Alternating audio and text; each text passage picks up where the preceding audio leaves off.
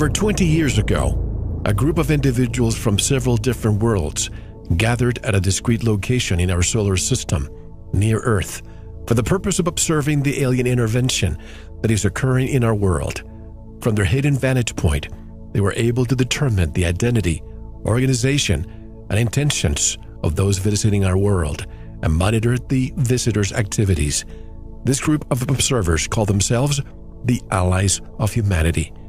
This is what the late Jim Marrs said about Allies of Humanity. Quote, "I was greatly impressed with the Allies of Humanity because the message rings true. Radar contacts, ground effects, videotape and film all prove UFOs are real. Now we must consider the real question, the agenda of their occupants. The Allies of Humanity forcefully confront this issue, one which may prove critical to the future of humankind," unquote. Greetings, I'm your host, Mel Fabregas at Veritas Radio. If you want to listen to tonight's full interview and all of our material, click on the subscribe button at veritasradio.com. And if you want to get in touch with me, want to be a guest on this radio program, have a guest suggestion, or have feedback, just click on the contact button of our website at veritasradio.com. I always love to hear from you. And to discuss the briefings, the questions, and the answers, tonight's special guest is Reed Summers. Reed is the son of Marshall Vion Summers, who is the prophet and messenger for a divine revelation regarding humanity's emergence into a universe of intelligent life and the hidden reality of contact taking place in the world today.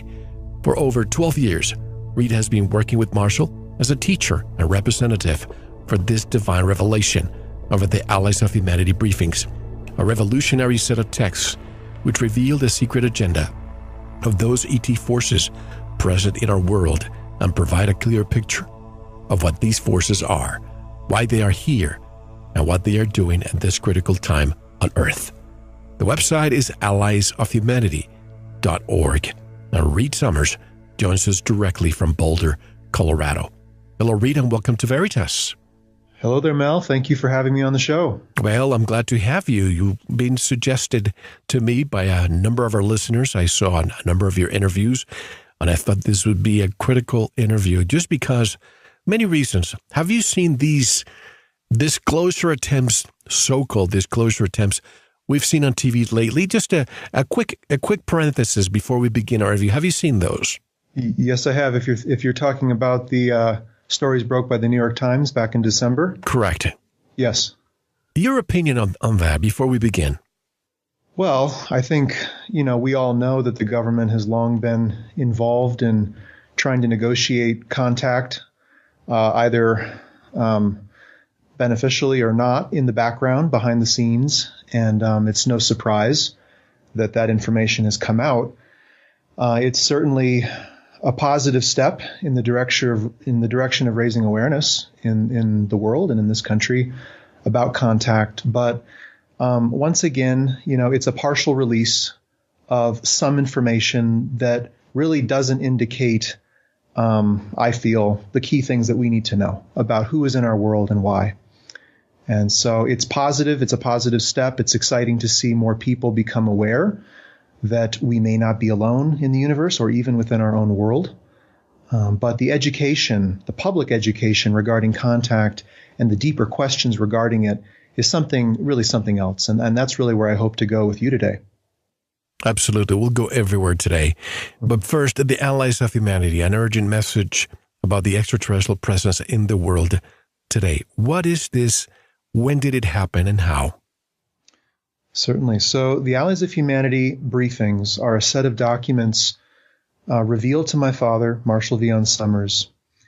And I can kind of tell the story about how they came to be. It's quite an amazing story. I can only encapsulate it, really. So I'll kind of start big, and then we can go into the briefings themselves and talk about what they specifically say about who is visiting our world and why. For over 34 years, my father has been engaged in a process of receiving a divine communication for our world, which reveals the great evolutionary step our world is taking as it emerges into a larger universe of intelligent life. And with that, the great environmental crises of this time and what humanity specifically needs to do to navigate these challenges and emerge into the universe as a free and sovereign world. This divine revelation is called the New Message from God, and it's been many decades now that Marshall has been in the process of receiving it. That process began in approximately the year 1983 and continues to this day. This vast revelation that really opens up a new panorama of human experience surrounding the reality of contact and our future in the universe. The Allies of Humanity briefings are a set of documents that my father received alongside this revelation experience. The Allies of Humanity first made contact with Marshall in the year 1984 and actually came within the vicinity of our Earth in 1985 and attempted to deliver a set of revelations to him. Now, this was made possible by the angelic presence that Marshall was in communication with for so many years before that point. This angelic presence actually signaled to Marshall that in addition to the divine revelation he would receive, he would also, in all likelihood, be receiving another form of communication. And this would be from a group of off-planet observers representing free worlds in our vicinity of space, coming to the Earth to bring awareness and warning to humanity regarding the threshold of contact that we are facing and our future in the universe in which we live. And so in 1985, Marshall was taking retreat in a quite remarkable part of the country with his wife Patricia and with me. I think I was 9 months old or something at that point. And we were way out there, way out on the edge of a very strange experience, way out on the edge of the known for us. And Marshall was being contacted via the angelic assembly by these allies of humanity, these physical beings who had made this journey to Earth really to provide a gift of perspective and warning to humanity. And even at that time, the reality of what the Allies called the intervention was active in our world, very active. And the intervention really is the grave reality that the Allies came to warn us about. It is visitation by a set of economic collectives here in our world to take advantage of humanity and gain access to the resources of Earth. This the Allies called the intervention. The intervention became aware that the Allies of Humanity were in the vicinity of the Earth, were trying to deliver these briefings to Marshall. And in fact, at that time, this first mission of the Allies of Humanity was discovered and was partially destroyed, and the rest scattered. It was a very extremely difficult experience for Marshall, who had been preparing to make this contact for such a long time. And it was indicated to Marshall that it would take up to 13 years for a second mission from the Allies of Humanity to be gathered and organized and to reach the Earth one more time. And so in the ensuing years after that, Marshall continued to receive the revelation of the new message from God. He continued to teach about the consequence of our emergence into a universe of life and the universal spiritual tradition and practice which will enable people of all religions in our world to make that great step out into a larger universe. Marshall continued that process. And then it was in the year 1996 that the Allies of Humanity made contact with him again, and in the following year began to deliver what you will now find to be the first book of the Allies of Humanity briefings, the first of a number of sets of briefings that have been given in the years since. So it's a big story, but in a nutshell, that's how the Allies briefings came to be. I'm going to refer to your father as you, not you per se, but just for the simplicity. When I quote something from the book, I'm going to say you say, but I'm really referring to Marshall. Sure. The visitors constitute a profound threat to human freedom. Can you explain what constitutes this profound threat to human freedom? Oh, certainly. So the Allies of Humanity have really come to the vicinity of the Earth to warn us about what will be first contact between humanity and off-planet intelligences. And they signal many things here. They signal that contact really is our first step out into the universe. It is forcing us out into that universe, not on our timeline, but on the timeline of the visitors who are here.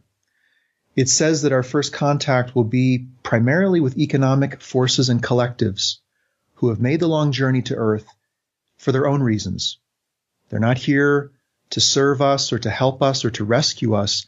They're here because of the immense biological value of the Earth, the strategic position of the Earth in our local universe, and the possibility that humanity could ultimately in time become part of their collective, that they could integrate with us, and that we would become both a workforce and an asset in their larger collective beyond our world. Goes without saying, this is the biggest event in human history, that contact is actually happening, and that it is not contact of a beneficial form. It is contact with resource explorers, with economic powers. And this is what the Allies say when they say that contact constitutes a threat. We are a divided planet of hundreds of nations, thousands of tribes, many religions. We are in contention over nearly every possible aspect of human life that we could be. We are distracted. We are rooted in the past and so forth. And so as a world, we are unprepared to make first contact with another form of intelligent life. We have no central leadership. We are burning through our self-sufficiency in the world with each passing day. And yet contact is now happening. And I can talk about why, according to the Allies, contact is happening and how it's different than the forms of ancient contact that may have occurred in over the millennia in the past.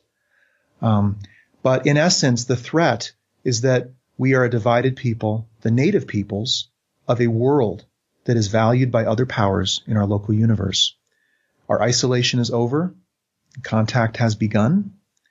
And we are coming into contact with economic powers who have their own agenda for being in our world and are using our religious beliefs, our spiritual aspirations, our political divisions to gain access to different types of people in different ways, ultimately with the goal of gaining access to the Earth and its resources and humanity. So that is the threat as described in the Allies of Humanity briefings. I'm always thinking of this possible, I don't want to call it an invasion, but let's say incursion. I think of the 15th century European incursion into the Americas. Can we equate this to a 21st century incursion? You know, I think of the indigenous population. They were mesmerized with them and they consider them as gods or messengers of God at the least. We know the rest.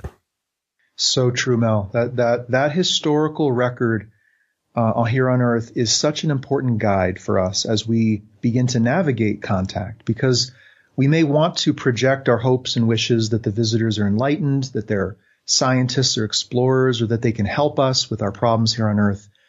But we have to start with a fundamental truth, which is that contact is nature. This is a natural event.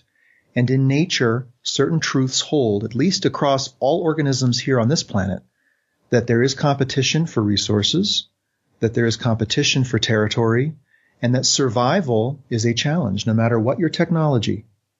And so that we would hope and think that the first visitors to come would be enlightened or would be fulfilling our prophecies or, well, if they haven't destroyed us, they must be here for our good.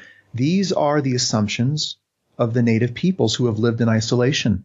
Those were the assumptions, as you said, of the natives of the New World in the 15th century and beyond. And they projected their various prophecies and beliefs, their value systems of sharing and equanimity and balance onto those forces visiting their world with devastating consequences. And, I think about it often. I think about the history of intervention in the human historical record and how it is so clear and overwhelming, the result of intervention, regardless of the intervener, the period in history, the native people in question. It is an almost universal result. And the failure there is really of the natives to step back and see that though these beings do come across the horizon of the known world, they come from the unknown, they actually have an intent and an agenda that can be discerned and that must be seen for what it is, and responded to, and that the native peoples do have the right of their own land, and that they must defend themselves. So there was a fundamental mistake there. And, people often say to me or to Marshall, well, okay, that was Earth, but we're talking about the universe. There could be enlightened beings that don't match the historical record here, or that, just operate in ways that we're not used to. And certainly the universe, I'm sure, has vast expressions of both beneficial and negative intent by various types of entities. But in essence, we have tall ships, anchored off the shoreline. And yes, they are flying different flags.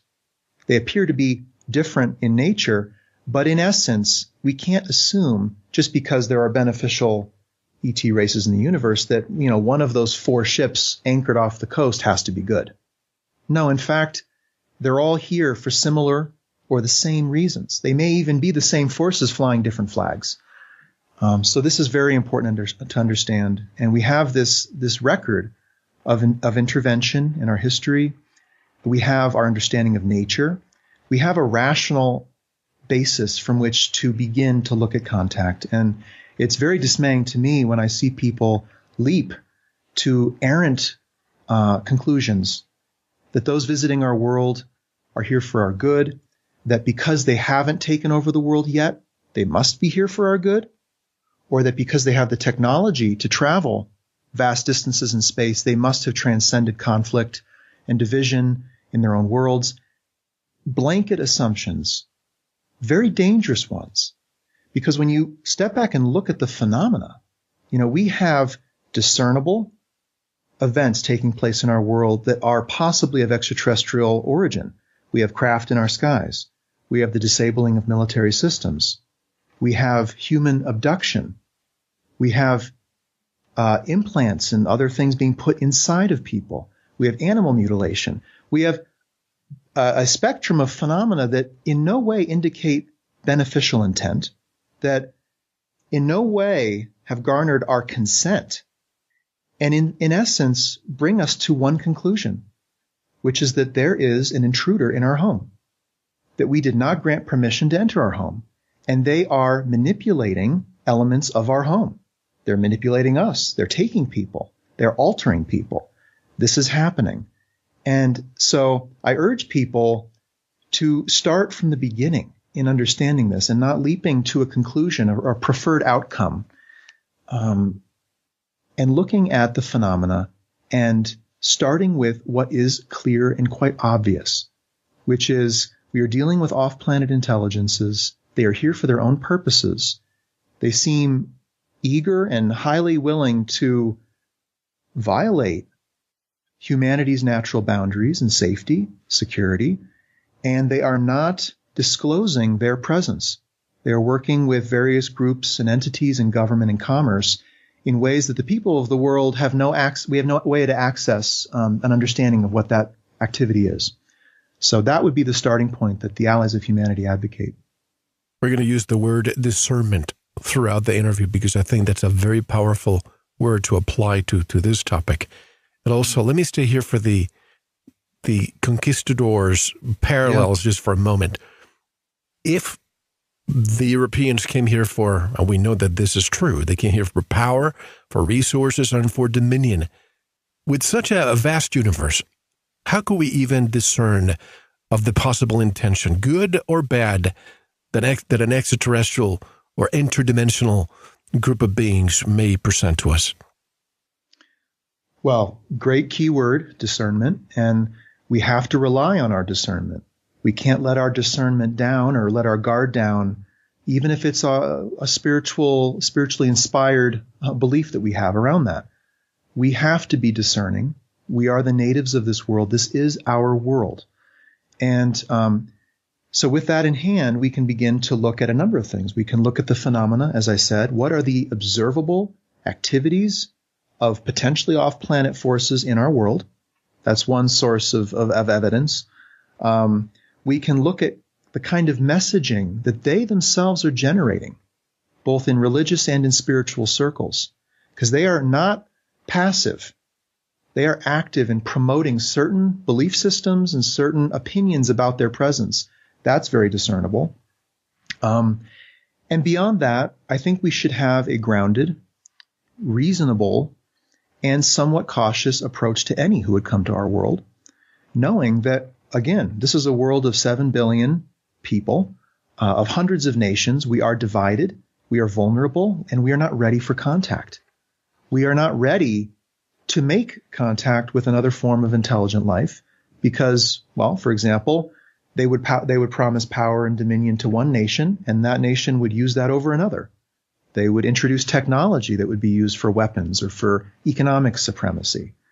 You can't really reach this world because this world is divided and has its own work to do. We have a lot to do as the natives to prepare for contact. But that said, I do want to say that the Allies present a picture of life in the universe that is highly inspiring. It taps deep into our sense of destiny, of even ancient heritage and memory in this greater community of life.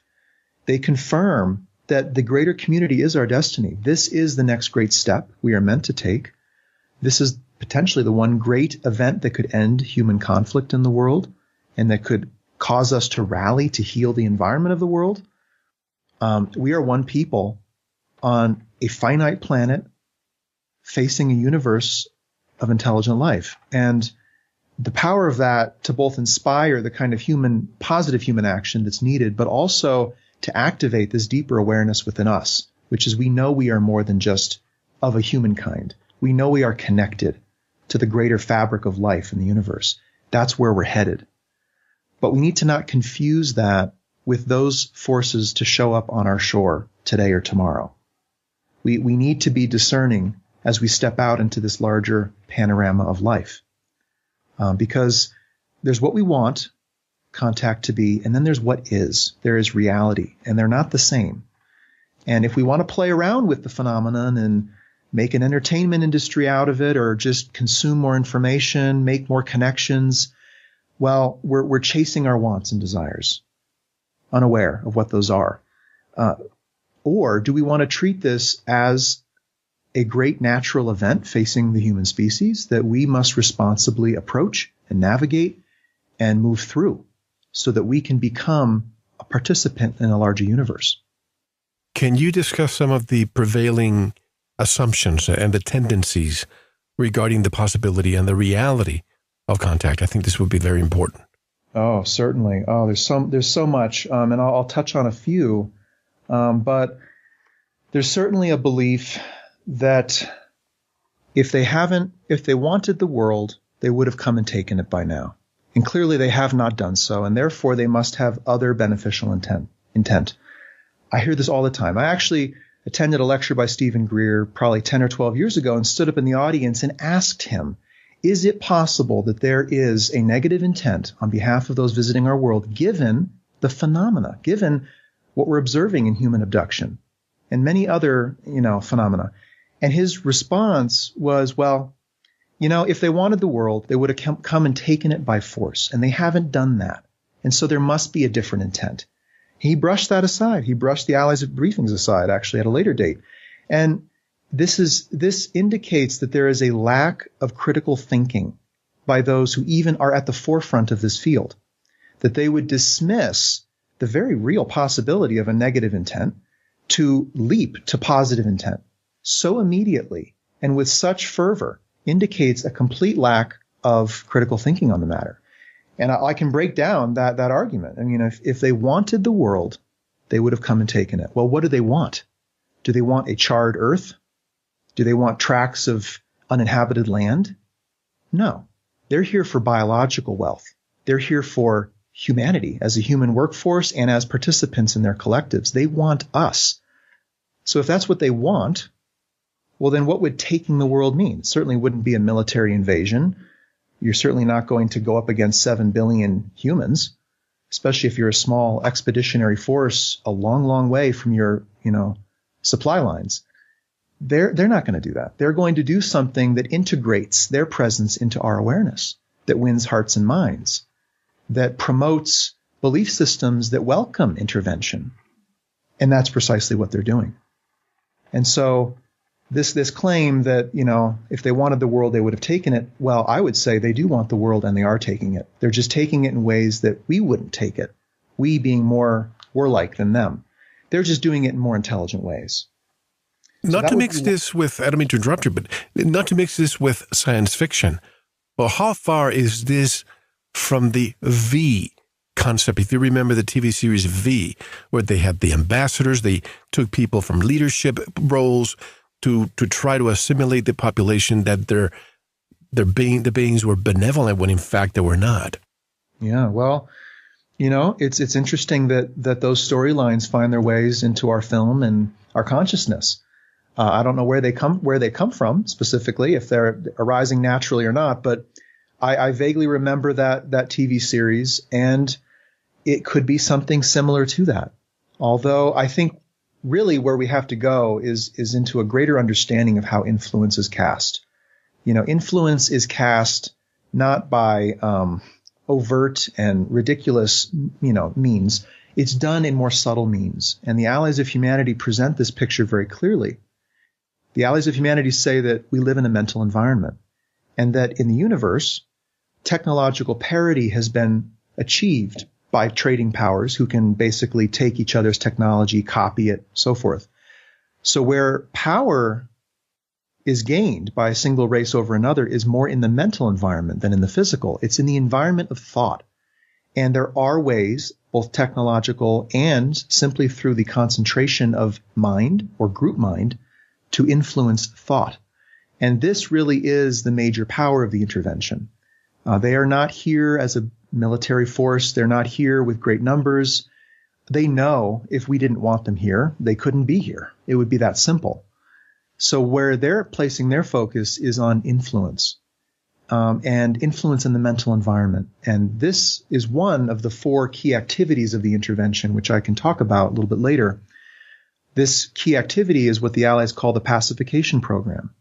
It is an attempt to establish certain bases in the world from which they can project thought forms and basically trigger and stimulate thought and emotion in human populations, sculpting the human response as they wish in ways that benefit them. So in that sense, it might be similar to, a lot of the TV and movies that depict intervention, but it's much more sophisticated than that. The observers, are they, and I hate to equate this to science fiction once again, but are they instigating, and that's even a bad word to use, instigating a 5th column here on Earth to try and prevent this from happening? Sure. Well, the Allies of Humanity, I should maybe back up and just make that a little bit clearer who they are. They are physical beings. They are a small group of observers representing certain free worlds in our local universe who do not want to see humanity fall under the persuasion of the intervention and become a client state in the universe, basically. They know we have great assets as a people, both in our spirituality and our emphasis on freedom and individual expression, and they want to see that preserved. On the other hand, they are not capable of launching an expedition to save us or to thwart the intervention, and they explain why. There's a number of reasons why. They are here instead to advise. They are here to inform, advise, and offer perspective that we could not have, simply because we are on the surface of this planet and they are not. And that's precisely what they've done in their sets of briefings. They also say that there really is no way for anyone to come and save humanity. Okay. Again, a world of billions of people, divided, contentious. How would you save that world?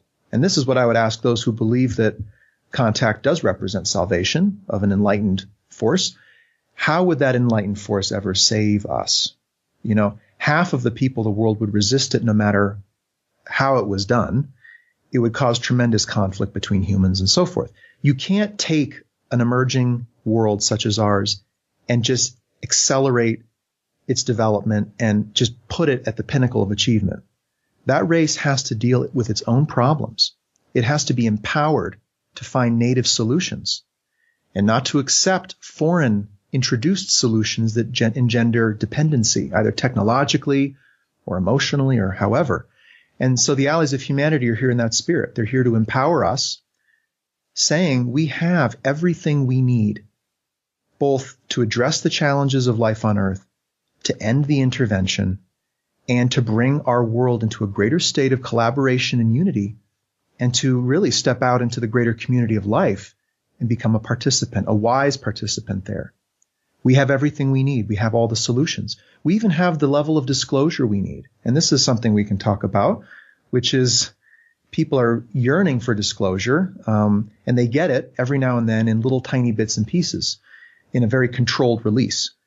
And yet, the Allies of Humanity briefings, that is disclosure of the ET presence. And that is the disclosure we need.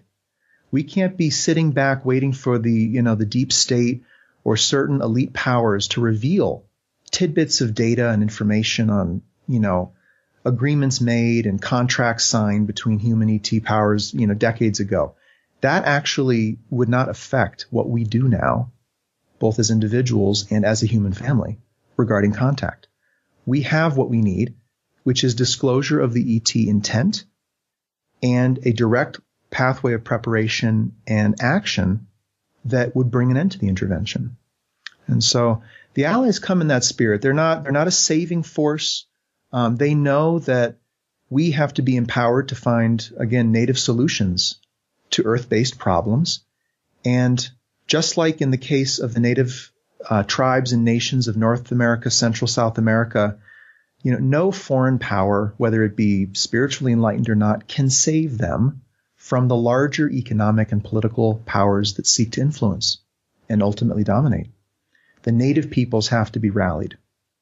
You use the term client state. When I read the book, I call it a slave state, which seems what they want, but isn't that exactly what happened? Again, I hate to continue going back to the conquistadors, but they not only did they create a slave state of all these islands and even the Americas and the natives, but they inflicted genocide on the population. How do we know that these beings, and I know we're going to talk about inbreeding and the work of Dr. David Jacobs and so on, what would they need inbreeding when they could actually gas the entire planet and take over themselves? Okay, well, no, valid questions, and I think the record of history will be helpful here. The Allies state very clearly that our world is a gem in the universe, biologically. However, it is a world that cannot be inhabited by just anyone. There is a biological shield that surrounds this planet of, organisms, bacteria, viruses that prevent non-human entities from taking up residence here, especially those who have dwelled in space for long periods of time in sterile environments. And so the visitors can't just live here. They can't just gas the planet and inhabit this place. In fact, they have waited until humanity became united enough and developed its infrastructure sufficient that they could tap into that infrastructure and again use us as the locals who are adapted to this environment to extract the resources they want and become a supplier in a long supply chain out in the universe of rare and precious materials and resources. So again, their intent, and people have to understand, is not to take over the planet and wipe us out. Their intent is to take over, control, and use humanity and integrate humanity into what they have already established, because we are potentially useful participants in that bigger picture beyond our world. So that's an important thing to know. With this, the native record is so important. The record of intervention shows that one of the key tasks of an intervention is to degrade the native people's sense of reality, is to disorient them, to teach them that up is down and down is up and the earth is flat and whatever else. Basically to disorient them from their own sense of history and culture and their own leadership as well. And to basically for people to disavow their own leadership. And this is how intervention begins to displace a very strong native presence and supplant it with their own. And this is in fact occurring, and you can see it all over spiritual circles and even in the UFO community itself. Basically, people turning against the mainstream culture, saying it's controlled, it's fear-based, it's there's a global elite that determines everything. And we need to pull in and, join with other forces who may not be human. This is basically pulling people off of Main Street reality and sending them down the dark corridor where they can be controlled even more further than they think. And so I see this happening. I see a lot of conspiracy theories being generated by the chief conspirator, which is the intervention. I mean, that's the big conspiracy. There are human conspiracies that couple with it, that benefit from it. But, there is a chief conspirator, and their intent is to generate a smokescreen that prevents us from seeing their presence clearly and calling out their activities, and instead focusing on each other. And here again, intervention seeks to focus the native peoples on one another, to pit them against their own leaders, to create conflict in their own environment where they can cherry pick basically those they want as part of the intervention's regime change. And there is a regime change going on. And one of the areas of the intervention, the hybridization program, is part of that. It makes me wonder sometimes, Reed, if religion is being replaced by technology. And this is why I say this. Let's say that a group of extraterrestrial beings were to come here saying, we're going to give you technology. We're ahead of you by 2 billion years. We have cures for disease. We can create peace. Of course, those are things that resonate probably with most people on this planet. Technology, is it becoming a belief system now? Artificial intelligence, and this could be one of those curves that they're throwing at us in order to confuse us. Oh my gosh. Well, the Allies say that faith in technology is nearly a religion in the greater community. And you understand why. I mean, survival in worlds far less hospitable than ours, trade between other intelligences that don't think like you at all, travel over vast distances. It's a challenging environment of space. And so survival is not easy, and technology has been the key to the survival and even the seeding of intelligence in so many worlds that are not very hospitable. So it's understandable why technology is so important in the greater community. But here in our world, it is becoming something of a religion and a fixation, but in ways that are excessive. We believe that technology solves all problems when in fact it creates new problems. We believe technology liberates us from the limits of growth. Well, actually, technology creates the need for resources, and you've got to go find them. And so technology, though important, can become a slippery slope down which the native people slide. And it's unfortunate, our susceptibility to that, because the intervention, what they're doing is they're reaching out to certain powers, political and commercial, and they're making promises. And the promises they're making are for power, for wealth, and for spiritual enlightenment. 3 things, the 3 inducements that humanity is so susceptible to.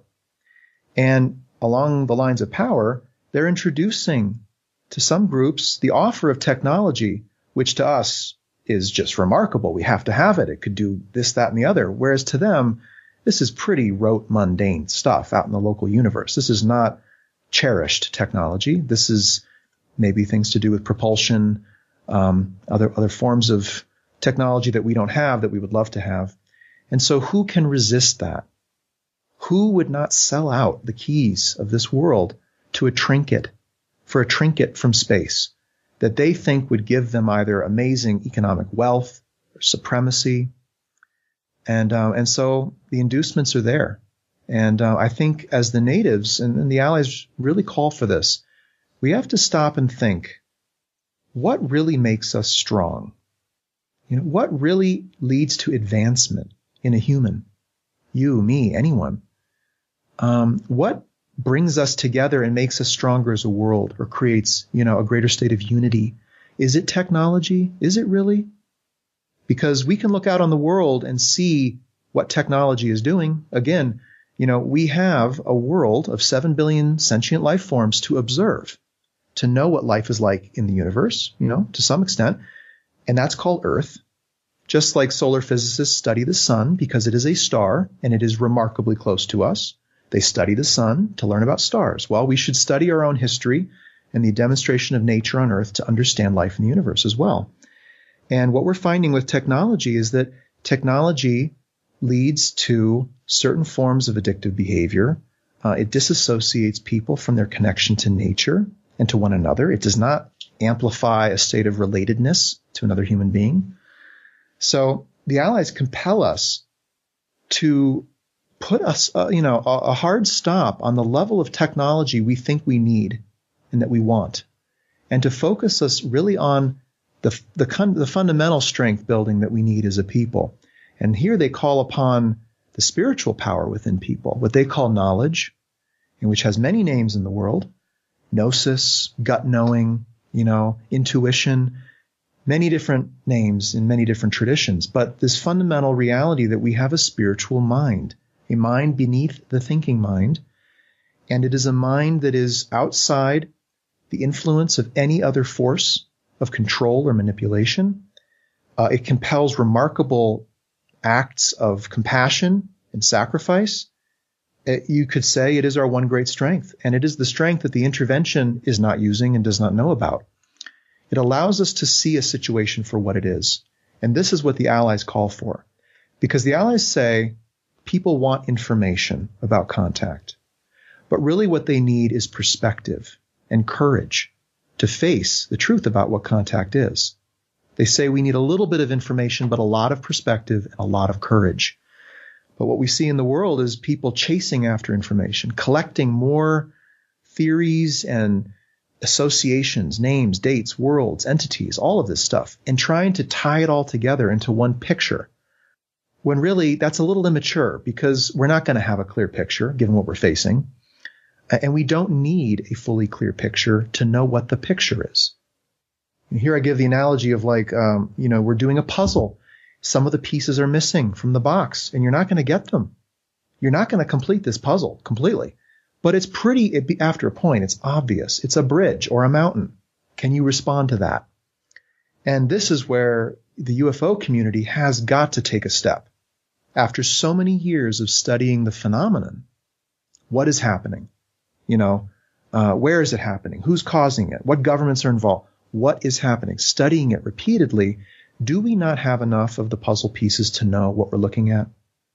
In essence, to know what is going on, which is an intervention into our world by technological powers that are undermining human freedom and seeding dissent and seeding all sorts of spiritual philosophies about off-planet intelligences and how enlightened they are. Can we not see that for what it is at this stage?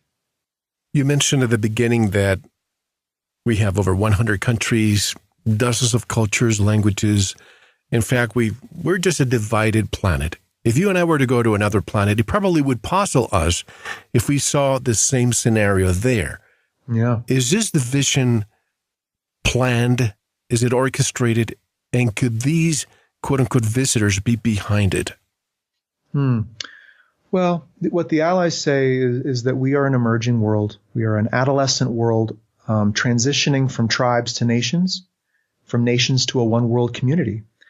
And that every emerging world goes through this very challenging phase of development, very sensitive and vulnerable to influence from beyond, that most emerging worlds deplete their natural environment, rendering them susceptible to offers of technology and resources from beyond. This is nature, again, playing out. This isn't the scheme of the intervention. It really is us. It's the state of humanity. That said, the intervention is promoting many different forces of division within our world. They're basically using whatever vulnerabilities we present to their advantage. And the world is becoming more unsettled, more unstable. There is a level of divisiveness and confusion that is growing in the world. And the intervention is most certainly a part of that. So I don't want to discount that. But, you give the analogy, Mel, of if we were to go to another planet and see how divided it was, that would be dismaying. And, true. And for the Allies of Humanity, that's what they communicated, which is you have a lot of work to do as a native people, and we're not going to involve ourselves with you. How could we involve ourselves? with a friendly form of intelligent life. We're not ready to. That's the truth. People don't want to hear that. They want contact to be now. They want it to be everything they want it to be. And so, we chase after these great, visions of life beyond our world and the possibilities, and we further distance ourselves and denigrate human leadership, human institutions. That's a slippery slope. So there is an indigenous state of division in our world, and then there is a program to influence and exacerbate that division to the benefit of the ET visitors. But I think the lack of discernment when it comes to knowledge of the greater community, better known as space, the universe, if you want to call it, fill in the blanks, folks. Mm-hmm. I think it's also because we don't know what's outside of our planet. And if we don't know where we come from. We know that the authorities, the several departments of education around the world have lied to us about our own history. So if we don't know where we come from, our true history, our present, our full potential, how could we discern if we don't know the greater community? If we were to learn what errors, what mistakes they made in their past, and what transitions they undertook in order to be where they are, wouldn't that be a great first step? Oh, well, beautifully said. I mean, it's so true. We don't know our place. We have no context. We've been living in isolation, human to human, for millennia, and we don't know what we're a part of. And so we are coming out of isolation back into relationship with the greater community. That really is what the Allies of Humanity represent. They represent a force for relationship. They have been called to the vicinity of our world by a divine power to bring their experience of life in the universe, their sacrifices, their great work to become free worlds, to contribute that to us, an emerging world. And as you go into the new message from God that Marshall's received, there is a huge teaching on this, just a new reality, really, about the greater community, what life is like, how races emerge, and what our destiny really is as participants there. And one very powerful thread in that teaching is about the gifting of wisdom from one race to another. That as a race emerges, secures its freedom, becomes a unified people, and actually goes beyond that to cultivate a spiritual awareness, either in small groups or even as a whole world, maybe in rare cases, they have a duty to give that, to gift that awareness to a young and emerging world. Not to go save that world, not to intervene, not to become, a powerful state and to make the young world a client state. No, to gift their awareness, to gift their perspective, and empower a young world really to undergo this same track of development in the universe. And that is what is happening through the Allies of Humanity. We are being given a gift of wisdom from those worlds who have discovered what life really is in the universe and have transcended their own tribal animosities and have reclaimed their freedom, even as they were intervened with, and they were. So there's an amazing story here unfolding about Earth and about our place in our local universe, about our greater destiny to cultivate the spiritual wealth of our world, which is immense, and to give that, to be actually the one giving the gift in 500 years or 1,000 years. I'm not sure how far or how long that'll take. So we are a part of a process of awakening and unification and contribution in the universe. And this is really the larger theological, cosmological picture presented in the new message and to some degree in the Allies briefings. Let me quote this from the book. The first area of activity of the visitors is to influence individuals in positions of power and authority. Because the visitors do not want to destroy anything in the world or harm the world's resources, they seek to gain influence over those whom they perceive to be in positions of power within government and religion primarily. How are they making contact with these individuals in positions of power, Reed? Good question. In the political realm, can't say. I'm not sure who those individuals or groups are. The Allies have indicated that there have been some elements, especially in Western governments, that have resisted the intervention, and some that have opened themselves to it. And so there are vying there's competition even within human circles for how to regard the ET presence and take advantage of it. In realms of commerce, I think the intervention couples beautifully because they are commercial themselves. They understand the supply chain. They understand how you can control weaker nations or groups by controlling the supply chain and creating dependencies. And so they are most certainly working through certain elements in commerce. What they're doing exactly, I'm not quite sure, but I'm sure we can guess the flavor of it, which is, again, making offers. Wealth, technological power, political power, and then in the realm of religion, spiritual enlightenment. So we have influence in realms of politics. We have influence in realms of commerce. But perhaps most alarming and dangerous down the road is influence in the realm of spirituality and religion. And this I can say more on. The intervention is reaching out primarily to two groups of people. They're reaching out to those with a fervent religious belief, and they're reaching out to those who are psychic or sensitive in nature. And they're using these two groups of people for two different reasons. Those with a fervent belief in a religion or a scripture and a desire to spread that in the world, to overwhelm other religions, even to spread their religion beyond the world. That is a very easy intent to play into.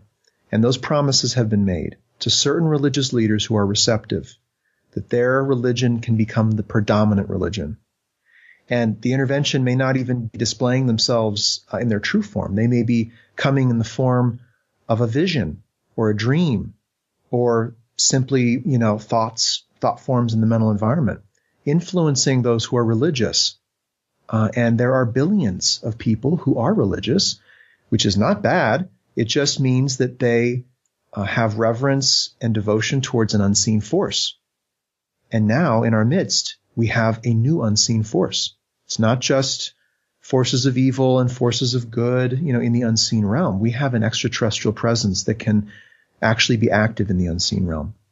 And so they are trying to reach those with a religious fervor because it's so easy to direct. And they can direct it towards the destruction of those who may ultimately come to resist the intervention. They can use it to create war between nations. This has happened. And the Allies have said that, disenfranchised peoples in the Middle East have been radicalized to pull the United States into conflict because the United States has been a reluctant player, has resisted the intervention to some degree. And so war can be created through religion. Now, the second group are those who are psychic or who have a sensitivity of mind. And these individuals, the intervention wants to orient to their collective mind. They want to bring these individuals into the intervention's functioning hierarchy because they are the ones who can receive direct communication, who can reach out to others in spiritual circles and encourage a kind of pacification of human discernment, keyword, as we were saying earlier, and to foster a blind acceptance. And so these are becoming, this is the apologists and the supporters of the intervention. And there are tens of thousands who are in that position, unfortunately, and are being pulled in through psychological, mental influence by the intervention. I'm going to play devil's advocate here for a moment, so bear with Sure. me. If the visitors make themselves visible to everyone, and let's say they appear as an angelic force, angelic beings offering peace and love, and all of a sudden they say, "We are your creators. We've been watching you for thousands of years." How do we know they're not lying? And what if they portray their arrival as the second coming or the fulfillment of a prophecy? I bet you billions would believe that. Oh, I think so, Mel. And the Allies, the new message speaks of this, the dangerous second coming, that the second coming of Jesus will not be a member of the angelic presence. It will be an individual from the greater community who has been created, basically bred for that purpose. I mean, it's unfortunate because this is really an area of strength for us, which is that we have a spiritual inclination and orientation, that you can walk a city in the Middle East and there'll be 1,000 minarets calling people to pray to the divine. That is powerful. That is rare in a universe where religion has died out in many ways because the religion of technology and state control has taken over. So we are rich in this regard, even though we don't think we are. We think our religions are corrupt and a form of top-down control. And true, there's corruption and control, but they are an asset ultimately. But in the interim, in the immediate, they are a weakness because we do not know how to discern a force in the mental environment. And you're very right. If 1 million people saw a vision of their Savior in their mind as three-dimensional and as real as anything, how would they know not to follow that? And if that individual were to tell them to do certain things, how would they know not to follow that? So to me, this says we have a massive public education effort ahead. People need to learn about the essence of what life in the universe is like, that it is an environment of nature and of competition, and that we are facing first contact with intervening forces, and that we must secure the various back doors to our house. The back doors of religion, the back doors of our lack of self-sufficiency and our destruction of the environment. All of these are back doors into our own home.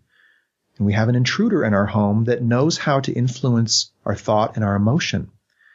So, this is a very real thing. And as you're saying, religion opens the door to millions of minds to be influenced by the intervention directly. And, in light of that vulnerability, this is really why the new message from God is here. The creator of all life knew we would hit this threshold as a race eventually. This is an evolutionary mile marker that was destined to come, unavoidable. It's not a tragedy. It's not the worst thing ever. No, this is evolution. This is our next step. It's not an easy step. It's not, a wonderfully loving step potentially, but it is our real next step. And so the Creator, knowing that, sent a revelation into the world to reveal to humanity what we could not know otherwise, to call the allies of humanity into the vicinity of our world to give their perspective, which we could not have otherwise. And, as you said earlier, this is precious information. This is precious context that we can use to discern our true place, both evolutionarily in this world and in our local universe. Because without that, we're running wild. 99% of people don't know what's happening, and the 1% who do think it's a form of enlightenment or a form of planetary salvation. And, there are precious few people who really see this for what it is. So this is the kind of education that needs to go around the world. I am of the opinion against what Dr. Stephen Greer has postulated. I agree with certain things he says, but not that every being that comes here is benevolent. I just have a hard time believing that in the vast universe, that everyone has good intentions. Because let's say that you and I were part of this leadership and we needed a resource in order to help humanity survive. And there was a planet next door that was inhabited. We wouldn't think twice of going there and taking whatever it is that we need in order to survive. Does that make us bad? Does that make us malevolent? Well, depends on who you ask. Mm-hmm. So I have a hard time sometimes seeing how these benevolent beings are coming here to do just good when they have their interests first, in my opinion. Yeah. No, well said. We wouldn't be evil if we did that. And I don't view the intervention as specifically evil. They are self-seeking. And here we are, the young world. We're like an adolescent stepping out of our home in the big city, stepping onto the big street for the first time. No, not everyone in that city is bad. Of course not. There are plenty of beneficial forces, but there's a high likelihood that whoever kind of heckles you on the street or comes knocking at the door or barges into the door or finds their way in the back door is not here for our good. And this is where we have to take into account a bigger perspective. The universe contains all. It is a vast expression of nature, of both the good and the bad and everything in between. But our first contact is not necessarily an equally weighted expression of that. Our first contact is with those who have come here of their own volition. And like you said, this world, amazing resource biologically in terms of minerals and so forth. And those who are here have made this journey for their own reasons. And we are not asking what those reasons are. We are assuming it's a beneficial intent. I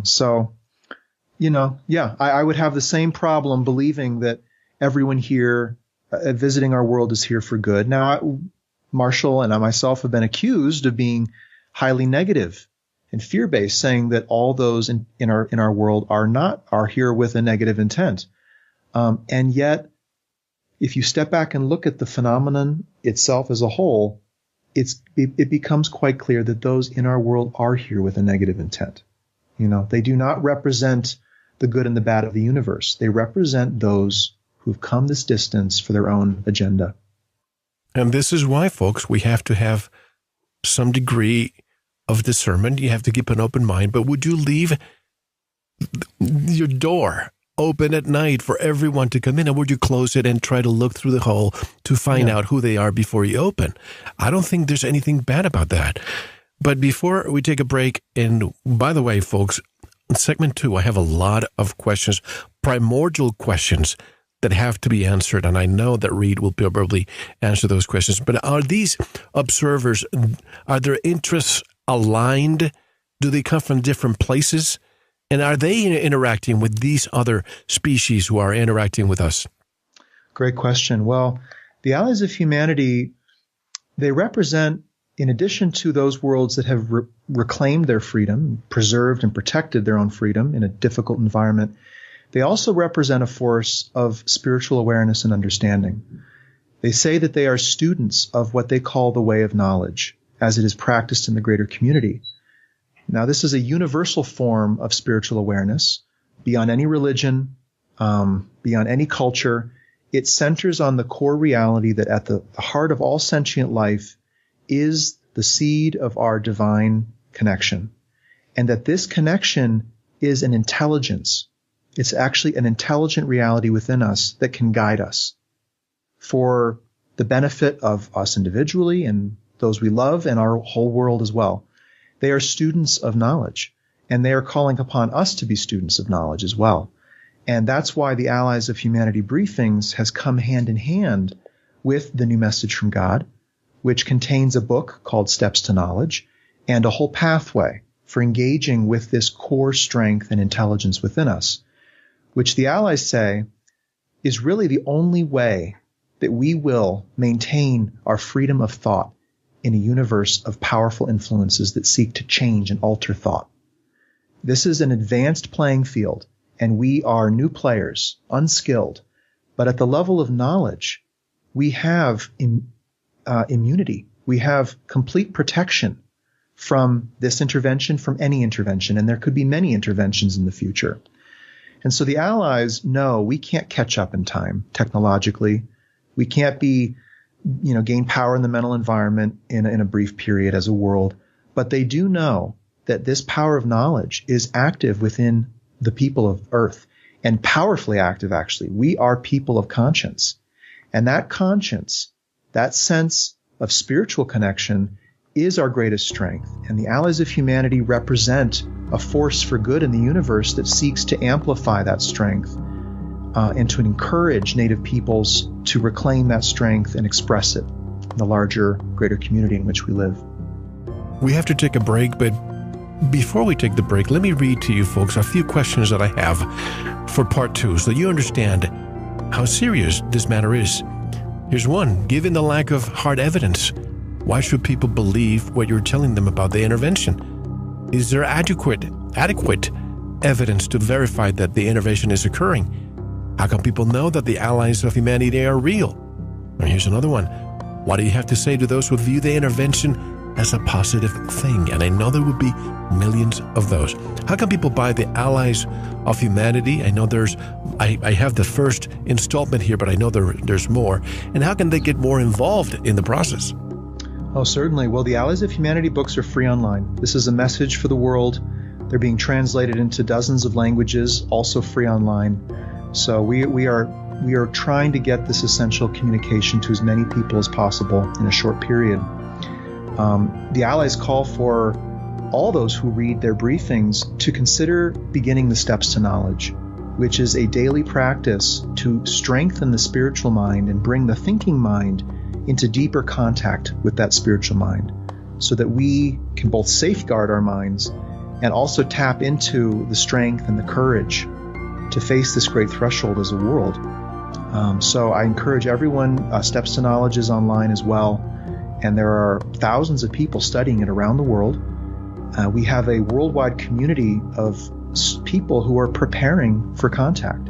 They're actually preparing for a new human life being lived out in this greater community. And that's very exciting. And we have a online community site with chat and forum and school and everything that everyone is free to participate in. And you can find that at newmessage.org. And the Allies of Humanity briefings are at alliesofhumanity.org. The stronger we are with knowledge, the more we become a force that opposes intervention and manipulation, and the more we become a force for freedom and integrity for our race. So this seems to me that knowledge and technology and not physical strength are their weapons, but we'll discuss more when we come back. This is Mel Fabregas. I'm here with Reed Summers. Please don't go anywhere. Thank you for listening to the first part of this very important Veritas interview. To listen to the rest and all of our material, proceed to the members section or subscribe at veritasradio.com. Don't forget to visit the Veritas store for MMS, Miracle Mineral Solution, Pure Organic Sulfur, and other great products. Thank you.